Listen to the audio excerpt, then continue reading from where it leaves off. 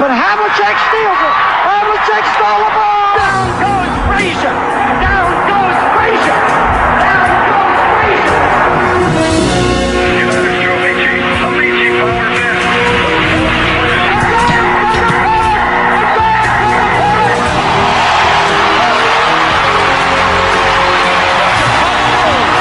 Won their 6th NBA championship. Gibson, swing. This is gonna be a home run. Unbelievable! Don't believe what I just saw.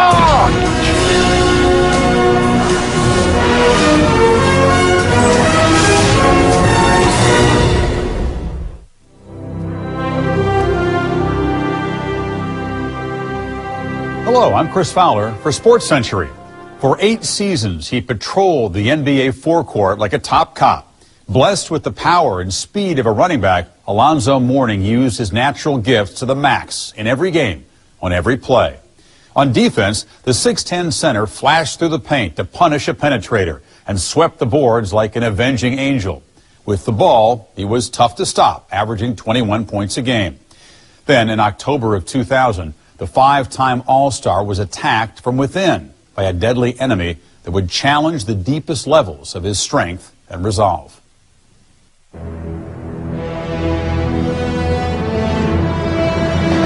Zo is a beast, an absolute beast, and I say that in a very complimentary way.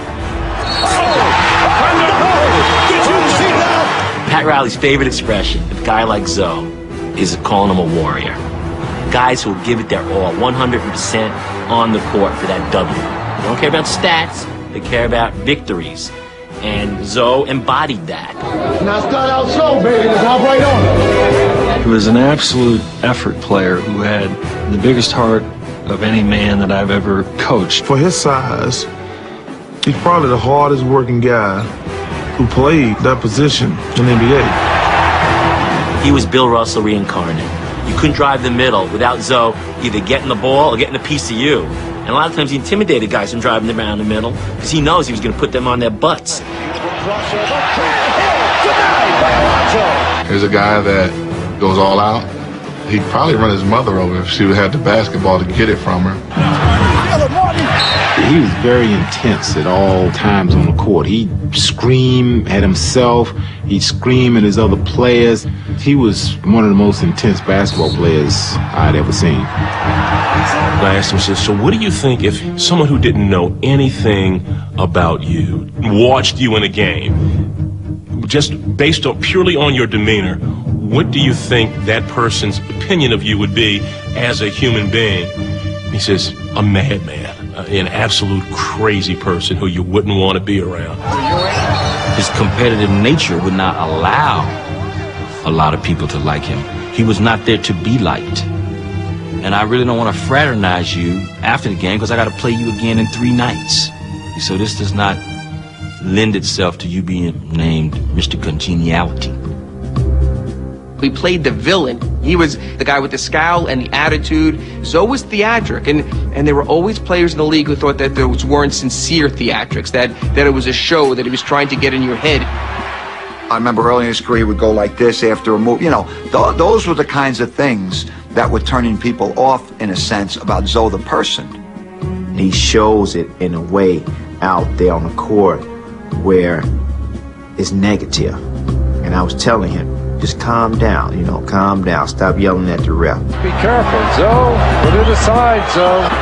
Oh, no. He just threw Alonzo Mourning out of the game. One time, Vitaly Potapenko got him ejected from a game with a double technical. Pat Riley, after the game, goes in and tells the media that's Alonzo's fault. He has to know better. We go to Alonzo in the locker room. He was livid. He still didn't fully get it. The rage and the technicals and the anger, it took away from the player he could be. The source of Alonzo Mourning's volatility is a passionate commitment so strong it has sometimes overpowered his judgment. Off the court, he stored that passion behind a scowl that the public perceived as arrogance. Well, a lot of people will walk up to Alonzo and say, "Can I take a picture with you?" And Alonzo always said no. People will walk away and be cursing at him. I walked up to Zo, I asked him a question. He turned and spent 5 minutes admonishing me about how inappropriate it was for me to ask that question at 11 o'clock in the morning on a game day. It would have taken him all of 30 seconds simply to answer the question and walk away. How does it happen? I'm human. That's how it can happen. The next question, how does it happen? He was never a kind of guy that walk in and had a big, huge grin on his face and running around saying hi to everybody and shaking hands and kissing babies. That was never him. He took life serious from the time he was able to remember. Life was no joke to him, and he didn't look at it as a joke.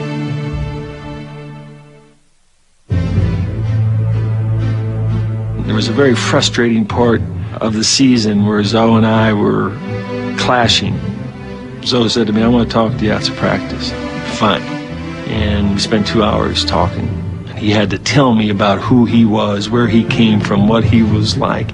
He said, "Man, I'm not proud of some of the things I did when I was a young man, how he was brought up and how he had gotten to this point in his life." Born on February 8, 1970, Mourning was the only son of Alonzo Sr., a machinist in the shipyards of Portsmouth, Virginia. His mother, Julia, was a devout Jehovah's Witness. Tumultuous best described his parents' relationship. A lot of times you just rebel to respond to any type of those circumstances. And that's what I did. There was a lot of rebellion there. And when he had problems from me, and then there was counseling and therapy and all of that stuff. His parents decided to divorce, and they asked him who he wanted to live with. And rather than make a choice and hurt one's feelings, he said he didn't want to live with either one of them. And my gut was that I didn't want to be a part of any of that. Man, I love my family dearly, and so I stayed in the foster care system for a while. When Alonzo was 11, he became a ward of the state of Virginia and lived in a group home with a dozen other children, some emotionally disturbed. A year later, Mourning's prospects brightened when Fanny and Bud Threet accepted him into their family. When I came in the house and I saw Alonzo with my mom, she was holding him in her arms, and she was caressing him and making him feel comfortable and at ease. One thing I liked about him, he just loved me. I don't know how in the world he loved me so. I just looked at it as a new start, a new beginning for me. And from then on, I think my life just took off from there in a positive way. Mourning, who was 6 feet in the 7th grade, focused on basketball. At Indian River High School, he led the team to 51 straight victories, including a state championship as a junior in 1987. As a senior, he averaged 25 points, 15 rebounds, and 12 block shots. I remember walking away thinking, well, geez, he's way better than any center we have on the Kings right now. Despite a barrage of college scholarship offers, Mourning was predisposed towards Georgetown, where the basketball program seemed ideally suited to his needs. I knew that he was a kid that definitely was in search of the identity of the other part of his life. There were so many things we were talking about, and a lot of times it wasn't even about basketball. We were talking about life. As a freshman, Mourning's emergence as the nation's top shot blocker helped Georgetown win the Big East regular season and tournament titles. By emulating Coach John Thompson's hard-nosed manner, the 6'10 center came to symbolize a mindset that often beset the competition. It was known as Hoya paranoia.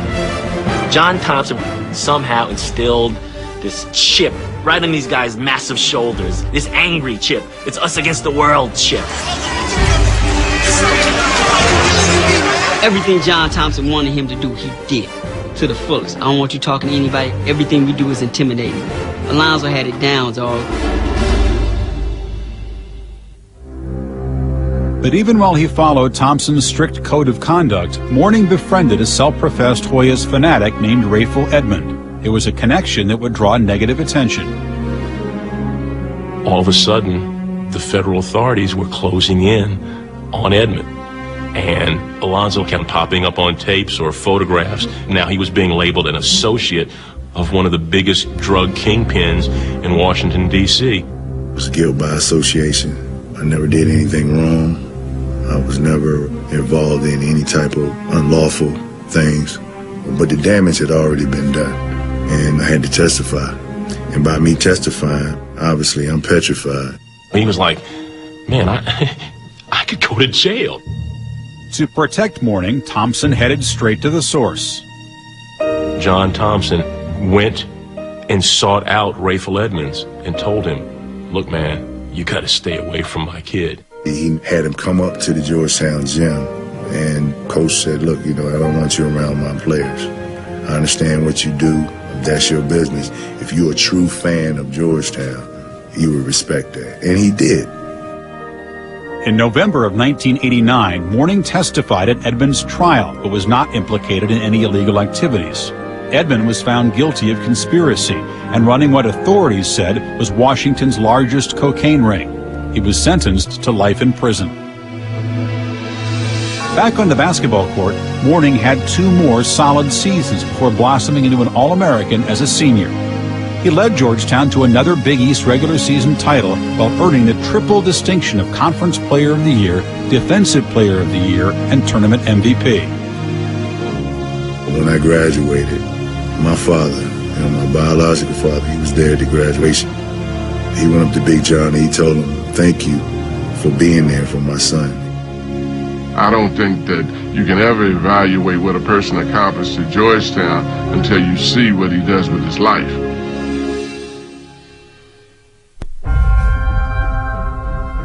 With the second pick in the 1992 NBA draft, the Mourning from Georgetown University. Zoe was exactly the kind of player that every franchise hopes they can draft every 20 or 30 years. After arriving in Charlotte in the fall of 1992, Alonzo Mourning was instrumental in the young franchise making its first playoff appearance. Here's Mourning, the shot.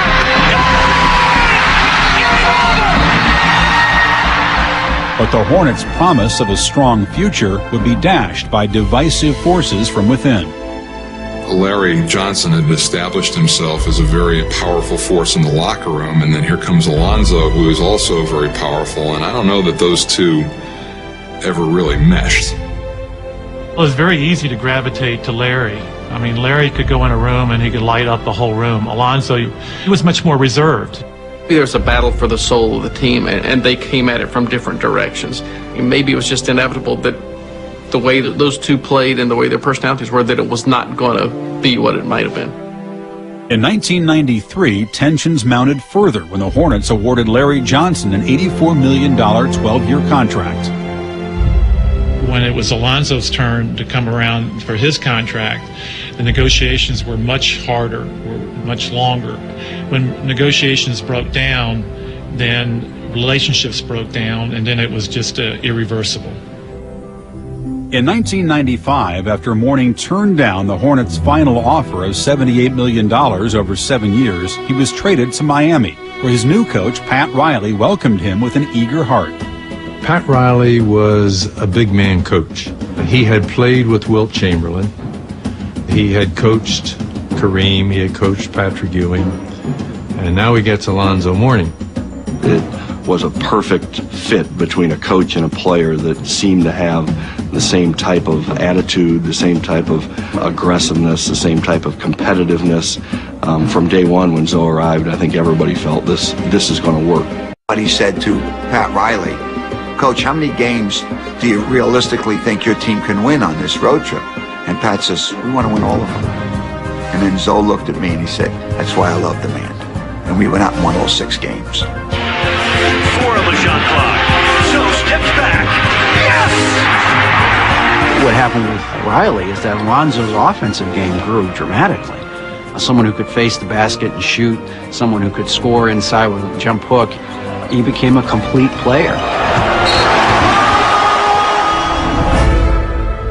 In his second season at Miami, Mourning, armed with a $105 million 7-year contract, powered the Heat to a franchise record 61 victories and the Eastern Conference Final.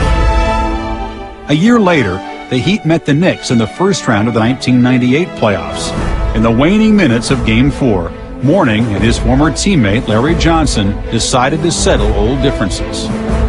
You see the two of them at the far end of the court, and you say to yourself, everyone thinks back, you know about the history in Charlotte, you know about the innuendo and their relationship, and you're just saying to yourself, those two guys shouldn't be standing together. Between Mourning and Johnson. This could have huge ramifications on Sunday. Game 5 on Sunday. Pat Riley screamed out, "No, Alonzo, no." Mourning completely lost his cool. Pat Riley cannot believe it. Can't believe it. And when he walked off the court with Alonzo Mourning, you could see it in their face.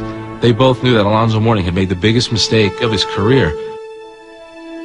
I still have a visual image of Pat Riley with his arms and head pressed against the wall in the corridor, seeing that great opportunity slip away as it did.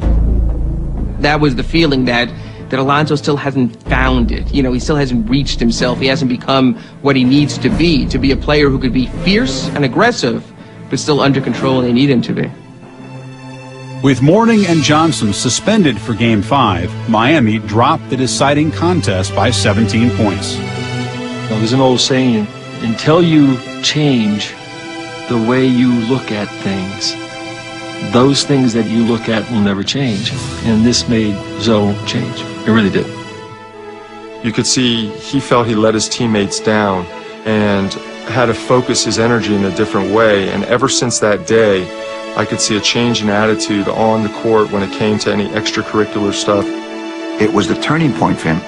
Opposing players had more respect for him, opposing coaches, the media. He started to become very accessible to people, and people started to really respect Zoe the person, not just Zoe the player. And that's when it all came together.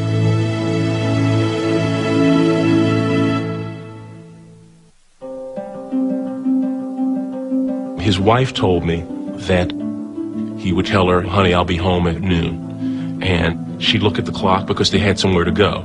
And she'd go, "It's 12, he's not here." He comes in the house and she's just looking at him and he goes, "Had a bad day. I went and stopped by and visited foster homes and spend time with foster kids." That's how he wound down. Samantha. Hey, lady. Hi, how are you? Oh, yeah, it's yours. I think about all the people who played a role in my developmental process as a person and as a player. I look at all the things that were given to me. The giving made an impact on my life. By 2000, Alonzo Mourning had changed himself into a respected community leader. While playing for the U.S. Olympic team in Australia, he celebrated the birth of his second child, a daughter. For perhaps the first time, Mourning's life was sailing through calm waters. But before the U.S. won its gold medal, Mourning felt sick. When he returned to Miami, he saw a kidney specialist. I said, "What's the matter, doc? Tell me what's wrong." And he said, "Well, you have a kidney disease." He said, "It's very rare. We can treat you, but there's no cure for it." At 30, Mourning was diagnosed with focal segmental glomerulosclerosis, a disease that attacks the kidneys. We were just scared, just terribly scared, and we thought we were going to lose him. There was a time where I would just look at Alonzo and start crying, you know, just, and he would look at me like, "Could you stop it, please? You're not helping." But it was because I didn't know what to say. I didn't know what to do. I know you're going to be asking the questions about playing. Alonzo Mourning will not be playing professional basketball this season. I put so much into this game for 20 years. And if you've done it for that long, man, you've done anything for that long, it's hard to just stop it. Just totally just shut it off. Just like just ripping a child away from his family. Despite strong advice from doctors that he sit out the year, Mourning returned to the court late in the season. I personally thought it was a mistake. We're talking about potentially a life and death situation, but Alonzo relegated my opinion to the sideline and pushed ahead with it. He had this combative personality about wanting to compete and play that he actually probably jeopardized his health more than he realized by playing. After his comeback season, Mourning suffered a relapse. His kidney disease forced him to miss the 2003 campaign. With his Heat contract expired, Mourning was a free agent. Seemingly healthy again, he signed with the Nets for $22.6 million over 4 years, only to be forced to the sideline after just 12 games. Once you get into a certain level of kidney function, which is in the more advanced stages of failure, the kidney will continue to deteriorate. Once that happens, you say, okay, we have to make plans. Right before the surgery, it was actually a pleasant feeling. And I knew if it didn't work out that, hey, I lived a great life. Been on this earth 34 years, and I lived an incredible life. After a successful kidney transplant in December of 2003, Mourning returned to the game the following fall. But he and the Nets fell into a bitter dispute. Alonzo Mourning, who was paid all last season by the Nets, despite the fact he played only a handful of games, that Alonzo Mourning wants a buyout from the Nets so he can join a team with a better chance to win an NBA championship, which he's obsessed with. When Alonzo Mourning came back and rejoined the Nets, pretty much they had blown the team up. They decided to go in a different direction. Not a team capable of winning an NBA championship, and I think that's what Alonzo Mourning saw when he came back. He's obviously very disappointed. It was a tough time here. You know, things weren't going great for us, and he was very vocal, and it just stayed in the newspapers on a daily basis. You know, Zoe doesn't want to be here. In December of 2004, Mourning was traded to the Raptors, but he didn't report, and Toronto eventually bought out his contract. The door to a satisfying reunion was open. It took longer than expected, but some things are worth the wait, like, let's say, the return of Alonzo Mourning to Miami. He and the Heat reached a deal that brings the former Miami center back to his home of 8 seasons. He ended up getting what he wanted. He paid for it. There's no doubt that he paid for it financially, but he's so desperate to win, and also he's in such a unique situation with going through the transplant that he's running out of time. He's hoping that if this is the last time around in playing basketball, he finally gets his hands on that Larry O'Brien trophy. This is ingrained in him from childhood, from being fostered under John Thompson and the Hoya paranoia, and it's something that we really saw when Pat Riley got a hold of him here with the Heat. It just molded something in Zoe that was already in him, and until he gets that ring, this thing is not going to be fed. To me, whether he wins one or not is not going to change how I feel about him as a person, but I know it will give him a sense of peace.